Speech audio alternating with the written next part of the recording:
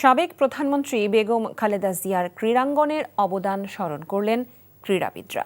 Mohammedan sporting ক্লাবে খালেদা জিয়ার সম্মানে আয়োজিত দোয়া মাহফিলে তার স্মৃতিচারণ করেন খেলোয়াড় ও সংগঠকরা। আরও জানাচ্ছেন কুশল ইয়াসির। ক্রীড়াঙ্গনের সঙ্গে খালেদা জিয়ার ছিল নিবিড় সম্পর্ক। ঐতিহ্যবাহী মোহামেডান ক্লাবের আয়োজিত দোয়া মাহফিলে উপস্থিত ক্রীড়াবিদরা বলেন, দেশের আধুনিক ক্রীড়া কাঠামোর ভিত্তিপ্রস্তর স্থাপন হয়েছিল তার হাত ধরেই।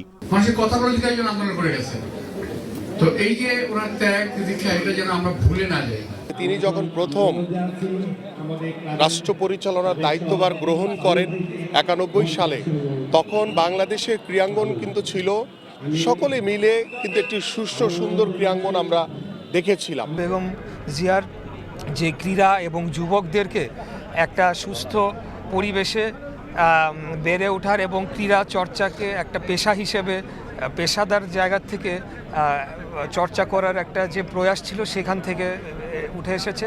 মতিঝিলের মোহামেডান ক্লাব প্রাঙ্গণও খালেদা জিয়ার দেয়া সেই স্মৃতি তুলে ধরলেন ক্লাবের সাবেক সভাপতি মোহাম্মদ মোসাদ্দেক আলী। জাতির সাথে মোহামেডান ক্লাবও আমাদের দেশনেত্রীর কাছে অনেক ঋণী, কারণ আজকের এই ক্লাবের জায়গাটাও সেই আমাদের রেজিস্ট্রেশন বুঝিয়ে দিয়ে গেছেন, জায়গাটা দখল দিয়ে গেছেন। বিশেষ করে আপনারা দেখবেন যে মহিলা ক্রিকেটের ব্যাপারে বেগম খালেদা জিয়ার অনেক অবদান আছে। ওনার সময় মহিলা ক্রিকেট শুরু হয়েছিলেন।